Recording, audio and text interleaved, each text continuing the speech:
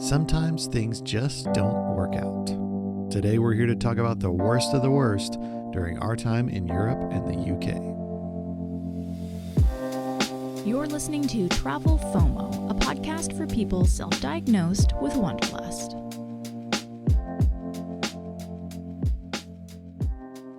Welcome to episode 5 of our Best of Europe season on the Travel FOMO podcast. We are going through our 3-month adventure to try to find out what the worst of the worst was. It's like the best of the best season, but we had to throw in some of the worst of the worst. That's right. There can't be a best without there being a worst. So we're bringing them to you today. My name is Jamin Houghton, and I'm here with my wife and co-traveler, Hillary. That's right. Hopefully I'm the best of the best, but but today we're talking about the worst of the worst. We are. So these are the things that we just didn't get quite right or just weren't for us. Maybe some acquired tastes that we just didn't acquire along the way. So let's just dive right into it and start out with cities. Oh, yeah, because that's an easy one, because we had both decided our least favorite city was Dublin. Dublin. Oh, my goodness. Yeah, Dublin just wasn't quite what we expected. Was more expensive than we thought. Mm-hmm. One of our most expensive stays for like not that great, and wasn't quite as authentic as maybe we were looking for. And really was just kind of a miss for us. When we got around and traveled more and talked to more people, they were like, oh, you should have gone out in the countryside. Yep. And I definitely agree with that. Yeah, totally would definitely spend more time on the countryside in Ireland to make up for that. Another one that we really didn't like was Naples, Italy, which is no surprise to people who have been to Naples. Yeah, I think in my mind, I was going to like go to the land of like Dean Martin, and I'm pretty sure it would have been amazing to be there with him back in the day. Uh-huh. But it was just kind of rough, like very dirty. Yeah. Really rough. And you could see these old buildings and you're like, wow, these buildings at one time would have been beautiful. Mm-hmm. And this would have been amazing. But it was just really rough, like covered in graffiti, very dirty, and just not that appealing. And our first 60 seconds, it felt like, not really, but like our first 5 minutes getting off of the train and walking through Naples, I mean, we proceeded to smell and see urine. We proceeded on to almost get hit by vehicles a couple different times. Mm-hmm. And then to actually see somebody lying on the ground who'd just been hit by a vehicle. And we believed they had just been hit by a vehicle, appeared to be a tourist. There were so many instances that we were just like, what is that? And then another time we heard something huge and loud that I didn't know at first the sound of it. Was it, somebody doing construction above our heads, that something was falling? Was there a gunshot? Like, what is this huge loud sound? There were all these different things that were happening that were just freaking me out. Like, I was on the edge pretty quickly. Yeah, I think it was one of those where like the first initial shock was not good. Like that first impression was not great. And Dublin was that way too, because we got from the airport to downtown by taxi, and our taxi driver was horrible. Yeah. And so like both of those started off really bad and just never recovered. That's true. I feel like a lot of people too who have been to Naples, Italy, I feel like they have said similar things. Like, it's kind of hard to love at first, but it's got its own character and you can appreciate it for that. I mean, well, those acquired tastes. I mean, the taste of the pizza there certainly helps. So yeah, it was the only Michelin-starred restaurant that we ate at our entire trip. was in Naples. Yeah, on the street while we're sitting there on this tiny little, literally this tiny, tiny little table that can barely hold our drinks and our plates. And meanwhile, some men are coming up to us with black trash bags and they're trying to sell us socks out of trash bags. It was just wild. The whole scene was wild. I still think we should have bought some socks. Next time, save up, Jamin. Well, let's move on into accommodations. So, we're traveling on a budget, trying to save money. And so we had limited resources. So every place we booked couldn't be super awesome, and some of them weren't.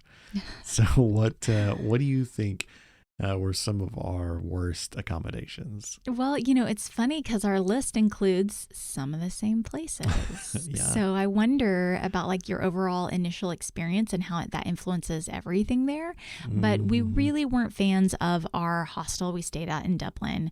And it is, hostels are made to be really affordable so that everybody has a chance to experience travel. So it did allow us to be in Dublin. So that was really great. It was also pretty expensive. I would say that was one of them. What about you? What's another one? Another one that comes to mind is Innsbruck. I felt like that Airbnb in particular was just kind of like halfway thrown together. Yeah. All the furniture was pretty cheap and just not quite that nice. We actually went to a grocery store, walked a long way to a grocery store to find one that was open on a Sunday in Austria. Finally found a grocery store, bought some frozen pizza, brought it back, and the oven didn't work. Yeah. And so like that too was just like, okay, well, we booked this place with a kitchen so that we could cook at home, and now we're going to have to go out and eat. And now we've got this frozen pizza that we'll never make. Right, that we're just going to have to throw away because what do you do? And the decorations were just all over the place there too. Like it was just not that awesome. Well, it had a little bit too to do with it rained the whole time. Yeah. It had a great, nice balcony out there, but we didn't really get to enjoy it because of all the rain.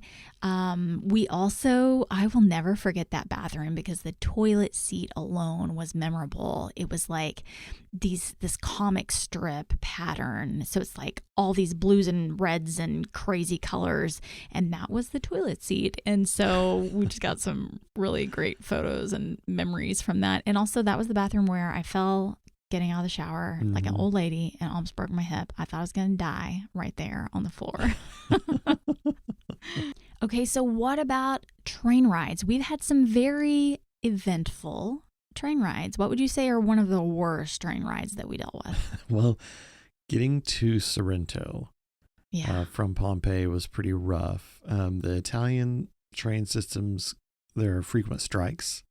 And when it happened that day, fortunately, we were really lucky in that we caught a train early enough that we were able to make it to Pompeii from Naples. But then we had to catch a train from Pompeii to Sorrento, and we lined up to take the first one through post-strike. And so it was jam-packed. You could picture like 6 trains worth of people on one train. Oh, it was crazy. And so it's standing room only. We're standing there like shoulder to shoulder with people in this kind of hot train, no air conditioning. There was some people laying on the floor. Everyone's just crammed in there. One guy looked like he was about to get sick. I don't know if he was hungover or what. And it was just a really rough train ride, and that I thought was never going to end. Yeah, but it was totally worth it, we have to say, because Sorrento and the Amalfi Coast make it so worth every minute on that train. Yes, and I will also say that if we were going straight from Naples to Sorrento, we could have taken a different train line that I think would have been a nicer, more high quality train. But this was sort of that local train that got you from Pompeii to Sorrento. And so it was a little rougher. It cost us €1.50 and may have been overpriced. Too funny. So one that comes to mind for me is when we were leaving San Sebastian, Spain, and we were going on a train to Valencia, and it was kind of going from one coast to the next, and Spain is big. Yes. And so we were literally on the train for hours, and it's kind of like you're just out in the middle of a desert. It was not that interesting. So that's just one to note. If you're traveling across the whole territory of Spain, it's kind of a lot, and it might not be that gorgeous. It's like a brown piece of construction paper that we just went across for hours. Exactly. But one that really sticks out to me is being on some of the Czech trains, because I feel like we had at least one, if not more, instances in which, knowing the language there was just not going to happen for us. Right. So we were totally dependent upon somebody speaking something in English or posting information in English. And when that didn't happen, we found ourselves in some interesting situations, including, well, why don't you tell the story about when we're on that train and we start hearing that like the train's going to disconnect at a certain point. Be sure to get on the right train. Right. So we were leaving Munich, heading to Prague, and we heard an announcement along the way that the train would be detaching at some point. And it really only came through once. And I was like, well, I'm sure that they'll announce it again, like right before it happens. Because we didn't catch it all. Right. Yeah. They're announcing it in several different languages, and you're not really paying it. You're listening to a podcast or whatever. And I was sleeping. Yeah. You were asleep on the train. And it's not really clear where everything's posted on every train. So every country, like, it's just a little different where you look for signage to know. And we're stopped at this station. I was like, we seem to be at this stop a little while longer than maybe I thought. And then the train starts moving, and I look and I see in the windows of the train station that we have detached, and like the car behind ours is staying and we are going. And I was like, I really hope that we're on the right half of this train. And I don't know. I have a bad feeling about this. And so when we passed the next stop, I was like, okay, we're for sure. I started looking at maps, and I was like, okay, we're for sure on the wrong train now. Yeah. We got on the right train in Munich, and we haven't got off the train, but we are now on the wrong train. Yes. And we had to get off. Thankfully, we had the Eurail pass, so we were able to like reroute with some different trains. It only ended up costing us a couple of hours time, but it was not the greatest experience. That was crazy. Well, because the real good part is that like we did have the Eurail pass. It didn't cost us any more. It only cost us time. Mm-hmm. The one thing that was really interesting to note is that we navigated our way to the right place, but that ended up meaning staying on the wrong train longer than you would expect. Right. Because that was going to be faster, is going to get us back to a better point versus hopping off the train immediately and then figuring something out. Because then you're in a place, you just got to initially just find out what's the best navigation forward before you truly make any decision or take any action. Okay, so what about worst automobile rides? Because we've had some. Well, we mentioned our cab ride in Dublin. That was just so bad. Like, we get in the cab. It's this guy. He's not Irish, and we ask him, "What should we do while we're here?" And he's like, "You should leave." I still can't believe that. Word for word, he said, "You should leave." Yeah, I mean, the guy was just kind of a jack, and I'm just like, why are you doing that? Like, you're obviously miserable. Yeah. Like, why do you insist on being miserable? He proceeded to tell us for the next 30 minutes or so how miserable he was. Yeah, and how much he wanted to go back to wherever it was he was from. But he'd been there for like 20 years. Yeah. And so part of you is just like, well, then go back. Right. To wherever it is. If it's so bad here, then go back. Yeah. But yeah, exactly. We also had some crazy bus rides that we didn't expect. when we were hopping off and on trains, which was really interesting. And I say hopping off and on trains, we would get on a train and then there'd be construction up ahead and they would just randomly stop the train at a train station and be like, okay, you need to get off. And we'd be like, that we don't understand what's happening. And it was to put us on a bus because the train tracks were under construction and the bus would take us to the next place where we would hop on a train. Yeah. The surprising part about that is that they always kept it on time. It never really got us off schedule. And every time I always thought it would. And I was always thinking of the next Airbnb host that was waiting to meet us at the door. Or I was always like looking ahead thinking, oh, how is this going to mess things up? Our connecting, bus, our connecting trains, what's this going to mean? And it never got us off schedule. It was really impressive. Yeah, I was worried about that too, because a couple of times it happened. We did need to catch a connecting train. So we're taking a train from one place to another place and then changing trains to take on the next one on. And it was just really complicated. And when you're navigating it in a foreign language, makes it even harder. And I was definitely scared every time that like, man, we're going to be just out in the wind. But it all worked out. Yeah. Okay, so we talked trains and automobiles. What about ferries, getting around by boat? What do you think some of the worst ferry rides were? Oh, well, I can tell you right off the bat, my worst ferry ride was on Lake Como. Oh, my goodness. It was beautiful. And our first leg of it, we basically went from the city of Como to the tiny little village of Bellagio and then back. Well, that return trip took forever. And it wasn't really just the trip. It was the whole experience of trying to get on the train or trying to get on the ferry, excuse me, and trying to navigate their system and realizing that like you missed the first one and you're going to have to, or you're at the wrong port. And the port is literally, it could be the size of, somebody's pool table, or it could be the size of an actual big building. It was really interesting to navigate. And any kind of information that you were going to get was going to be available by signage. And by signage, I mean little 8.5 by 11 pieces of paper that are on a window at the port. And you can't get to that signage because there are 200 people and tourists in front of you.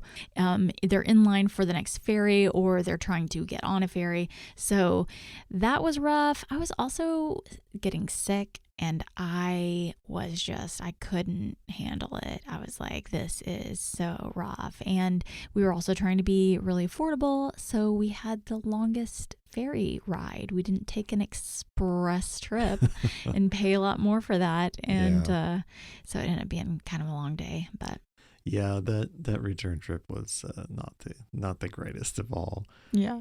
Also the water buses in Venice.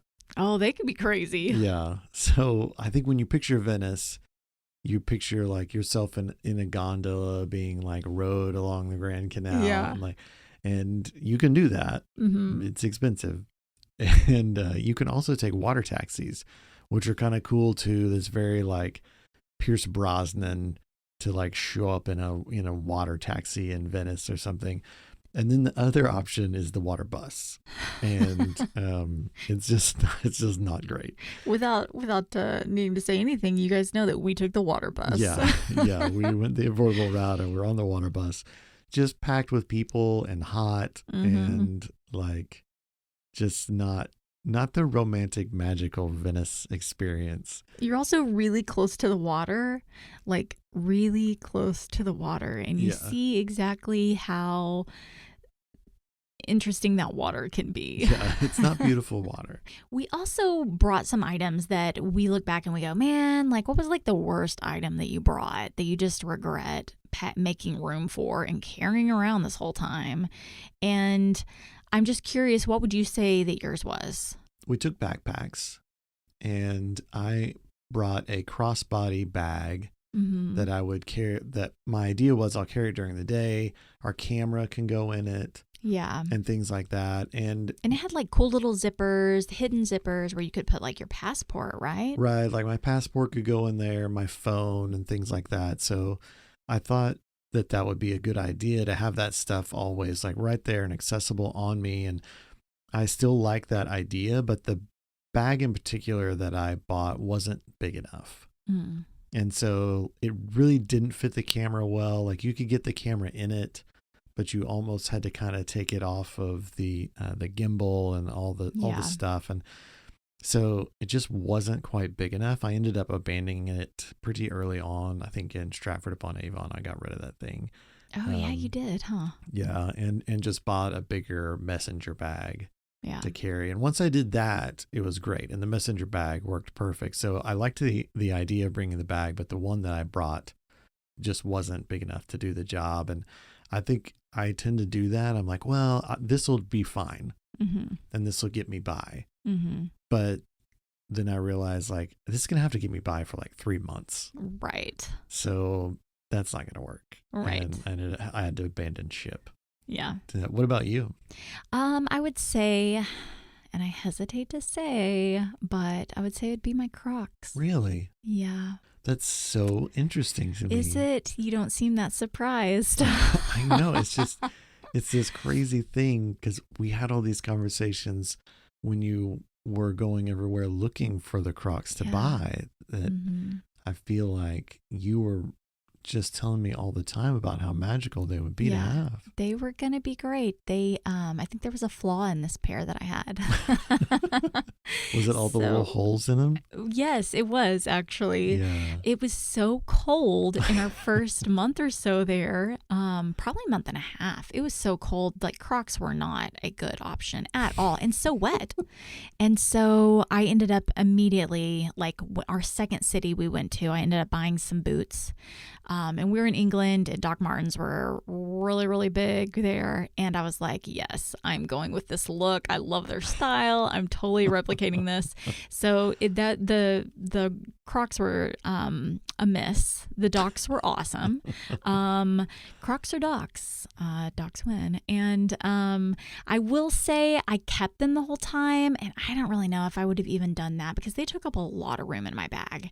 And so they weren't heavy though, but I kept carrying them around and I would use them whenever we would be like at an Airbnb. They would kind of like be my house shoes, but I really didn't wear them other than that. Yeah. And I just look back and think like, that was so stupid. I should have just like thrown them away or donated them somewhere or something, but I kept hanging on to them and they're sitting here in this closet with us as we record right now. Okay, so those are the things that we actually brought with us from America. What about things that we bought along the way, like purchases we made that you're like, could have done better? Well, one that comes to mind is the pirate candy that we bought. Oh my gosh. I bet we spent 25 American dollars, if not 30, on a bag of candy from this pirate candy store in Strasbourg, France. So we were strolling along. I think this was at night when we bought it. And we see this pirate candy store and we're like, that'd be fun. We'll just like get a couple of our favorite things and put it in a bag. Oh no, we got like, I don't know, 5 pounds worth of candy, it felt like. And then ended up not even eating it all. I think a lot of it was just gummies that were gross. So funny. What about you?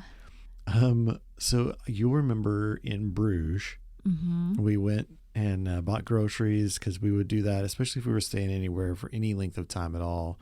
In an Airbnb, we would go buy groceries so we didn't have to eat out. And I bought some cereal. Yeah. And I remember looking for the milk. And I looked and looked and looked, and there was a small section in the refrigerated section with these bottles of what it was the only thing that could have been milk. Right. And so I'm like, okay, yeah, here it is, the milk. And so we bought some, took it back, stuck it in the fridge. The next morning, I'm up. I'm going to have my cereal. I'm excited. I love cereal. I'm excited about it.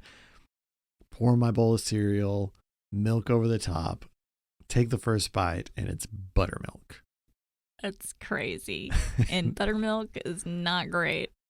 Yeah, on cereal, buttermilk does not go. For those of you who've never tried it and are unfamiliar, buttermilk doesn't go well with cereal. And we ended up going back to the grocery store that day and finding out that milk in Belgium is not in the refrigerated section. Yeah. It's sold like next to the bottled water and things like that, like out in the just on the shelves, and you refrigerate it after you open it. So we were finally able to find it, but yeah, that buying the buttermilk and trying to eat it with the cereal is not the best move. The buttermilk was not a good choice. So what about foods? What were some of the worst foods? I would have to say, generally speaking, all foods in Germany aren't my favorite. So to me, they just come across as bland, and even the stuff I think I'm gonna like just drink the beer and let that be your dinner. That's my vote. But you know what is really interesting is that I loved all of our Austrian and German breakfasts that we had. I loved those. And it was usually just like some rolls or bread and fresh cuts of cheese and meat. And it was never anything lavish, but I always loved it. Anyway, it's kind of interesting. But everything else I was like, I don't know. I'll pass. I've had some really bland hot dogs, some really not great. Well, what you had like that pretzel at the Bavarian Festival that was like, oh my gosh, this is a cold. Yeah, not very salty. Yeah, it just pretty bland. Yeah, pretty had bland some overall. Gingerbread cookies that I was like, oh, this is sad. These are all so sad. Do they know that there's other foods out there? Yeah, have you guys heard about sugar and salt and pepper? You're so close to Italy, this guys. Is pepper. Come on, learn a thing or two. Okay, so what about like your worst activity that you paid money for that you're just like, I cannot believe I invested in this. I did not enjoy this. So I'm a pretty good sport, and it takes a lot to get me to the point where I'll like be rude to somebody. Mm-hmm. And at the end of our... Just to be clear, guys, though, he was never rude to one person in all of Europe. So, good. But I was dangerously close to talking our tour guide in Prague out of being a tour guide. That was the worst. Like, we booked this tour, and it was supposed to be like this alchemy and mysteries of Prague tour with a tour of the castle at night is how it was like billed. And so those were the tickets that we bought. And it's supposed to be like an hour and a half to 2 hours. It ended up being over 3 hours long. Oh, miserable 3 hours. And the tour guide, like, I'm sure he was new. Yes. But he was horrible. But he had been doing it for a month, he told us. So he had been doing it for a whole month. Right. And I don't necessarily blame him as much as I do like the tour company, because he clearly was not ready to be leading these tours by himself. Right. And so that's on them more than him. Like, he was a nice guy, not cut out to be a tour guide. Right. And so I blame the company that sold us those tickets more so. And we didn't get to go into the castle. Yeah. We just got to go to the castle grounds. So I thought the whole thing was a little misleading. Mm-hmm. And he took forever. He was really bad, and he was horrible at delivering the written jokes that he had. And like I said, it was supposed to take an hour and a half, 2 hours. It took over 3. And by the end of it, like, people were just walking off. Like, people were walking off. Like, people were like, we have to go. Like, we have dinner reservations. We have to go. Yeah. And it was just not good at all. And we paid for it. We'd taken so many free walking tours that were amazing and great. And you took a walking tour the next day in Prague. That was really good. And I took it because this one was so bad.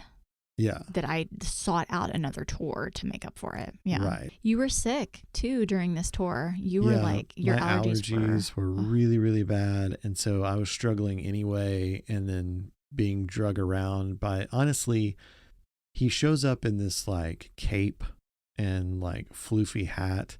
and it's kind of half a costume Mm-hmm. and not a full costume. Yeah. And talking with him within the first 15 minutes, I felt like I don't want to do this. Right. We should just walk away. But we had paid for it and we did it anyway. And I should have just listened to my intuition and just been like, nope, we're not doing this. Yeah.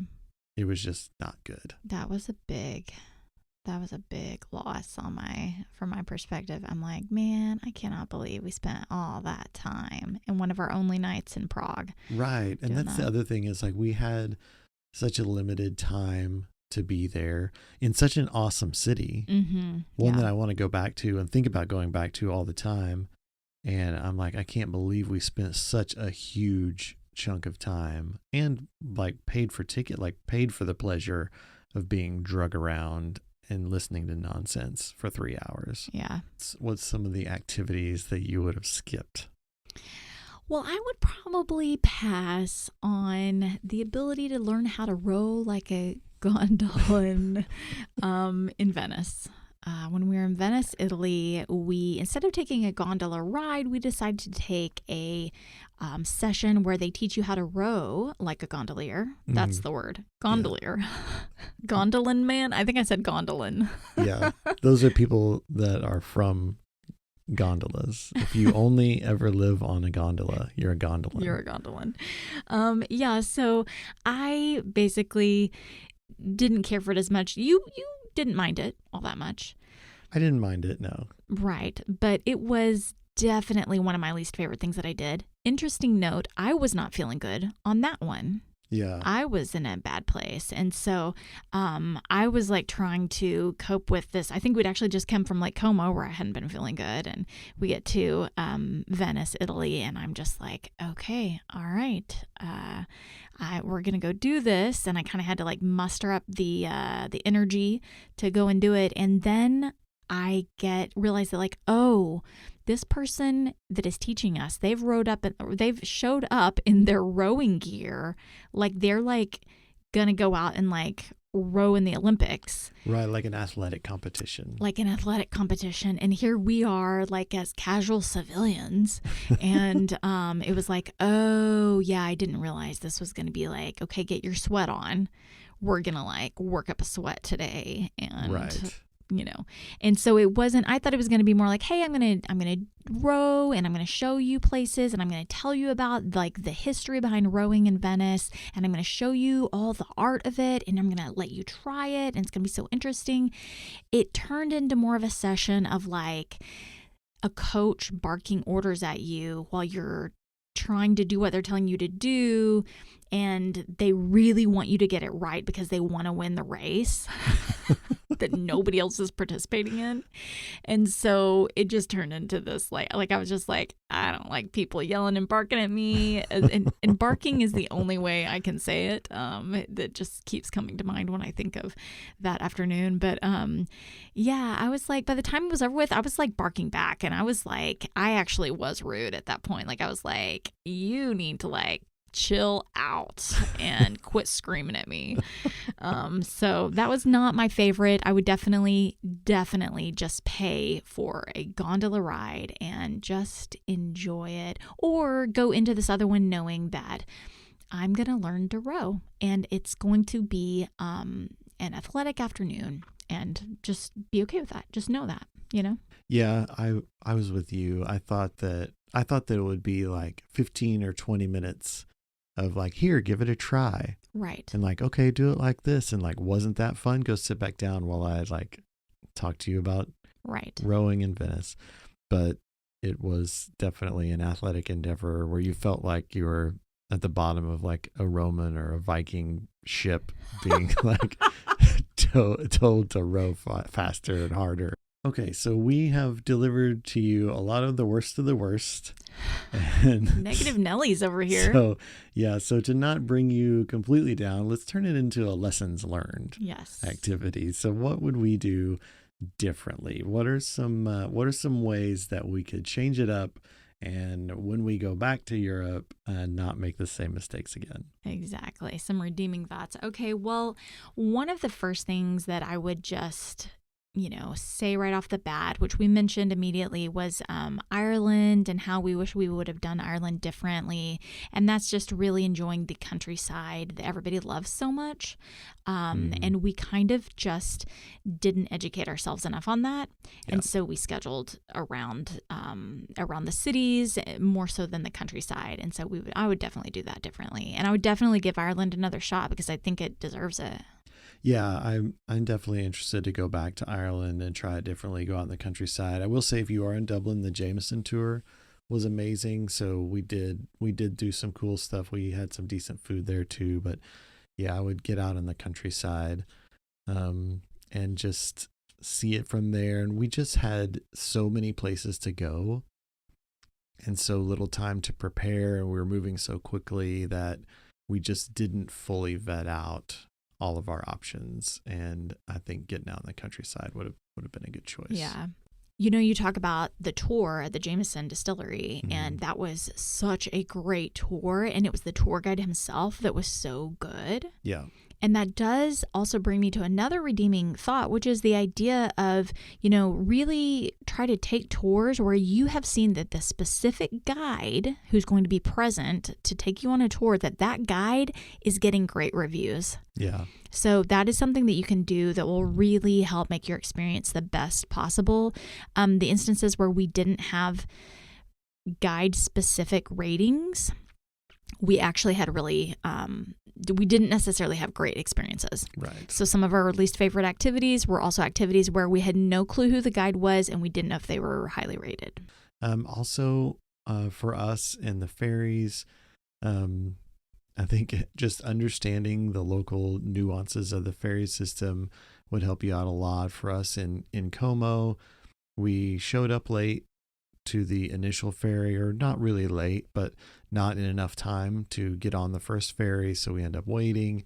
Then when we got to Bellagio, we didn't identify which port we needed to leave out of. So we missed a ferry, and then we're stuck in this bad scenario where we're waiting, and it just turned the day out to be a lot longer. So just understanding the ferry systems and how ferries change, and it's not like trains or planes, like they fluctuate and they're different day to day. So just looking into that a little more, I think would have helped us out on the ferry side of things. For sure.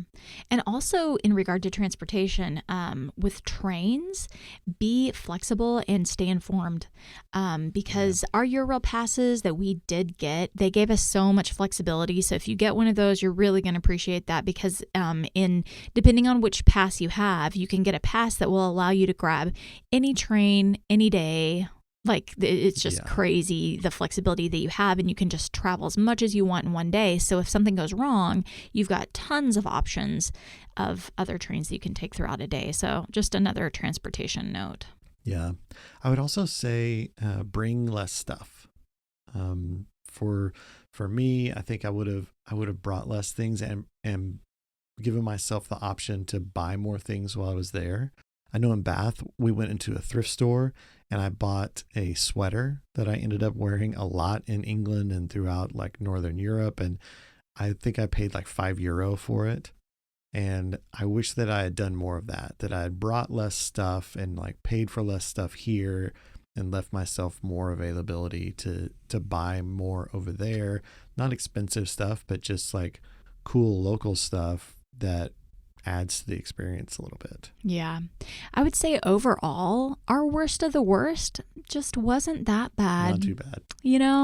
If like you're stranded somewhere on Lake Como waiting for a ferry, it's just not that bad of a life. Yeah, taking a nap in Bellagio isn't the end of the world. Not the end of the world. Getting on the wrong train in Czechia, it's not the end of the world. You're going to see some more beautiful countryside and you're going to figure it out. It's going to be okay. Well, and I will say, even like, our worst cities of like Dublin and Naples, like I would go back there and have a great time. Absolutely. And so even though like they're technically our worst, they're still pretty awesome. Yep, absolutely. Okay, Jamin, tell us what is up next. That is a wrap for this episode, but tell us what we have ahead to look forward to.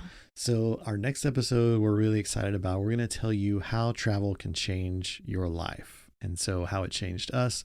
We're also going to give you details about how much we spent, things like that. So a lot of what we did over there and how it made us different, how we came back in a different, better place than we were when we left. So we're going to give you all those details. Make sure that you're subscribed and tuned in for that. And then we will start our Americas season. So our gap year didn't end in Europe. Yeah. We came back to the United States where we had an Airstream waiting for us and our dog waiting for us. We went to tons of national parks all over the country, all four corners of the country, up into Canada, all kinds of places. So you're going to make sure that you are subscribed, tuned in, notifications on, locked and loaded, ready for what's to come. That's right. And you can subscribe in a bunch of different places. You can subscribe on YouTube, wherever you listen to podcasts. You can also follow us on Facebook and Instagram and TikTok. Oh yeah, TikTok. Love TikTok. Okay. There's so many places that you can follow us. So be sure to subscribe, like Jamin said. That way you can get those notifications and know when we've got a new video out or a new podcast. Also, just a reminder, all these places that we discussed today, all of these stories, you can hear more about them in the specific podcast episodes. When you go to search, you can search by city, and that will help you know which podcast you're looking for. Also, you can find them as well on YouTube and kind of see the things that we're talking about. I will say the YouTube videos and the podcasts are pretty different. Mm-hmm. So what you're going to see is a lot of what was happening in real time with us filming. And then the podcast is actually a lot more in depth, maybe even a little bit more authentic, because we really tell you what's happening. And in front of the camera, we don't always know how to articulate all of the challenges that we're facing, I guess you could say. Yeah, so. I feel like in the podcast we have a little more time to reflect and better articulate things than necessarily like in the moment that you see on the YouTube videos. But go check them out. It's really cool stuff that we're just excited to bring to you. If you see one that you really like, leave us a comment on the YouTube video. That's a great way to engage us. But we've been hearing from people on YouTube and Instagram lately, and it's really encouraging. So if you want to be part of it and support us in that way, we would definitely welcome those comments, whether it be on social media or YouTube. Share it with your friends. Stuff like that keeps us motivated. Another way that you can contribute to the podcast is by sending in your own stories. So you can do that a couple different ways. Just hit us up at travelfomopodcast@gmail.com. You can either type out your story, we'll read it here and share it on your behalf. Or if you would like to, record a voice memo and send that in an email to travelfomopodcast@gmail.com. We'll plug it in here and share your travel stories and tips with our Travel FOMO family. We'd love to hear from you that way and get to give everyone a taste of where you've been. Love hearing from people. Love all of those stories. And with that, guys, we will let you go. And we look forward to the next episode where we talk more about gap year and wrap things up with how travel can change your life. Life is short. Wonder well.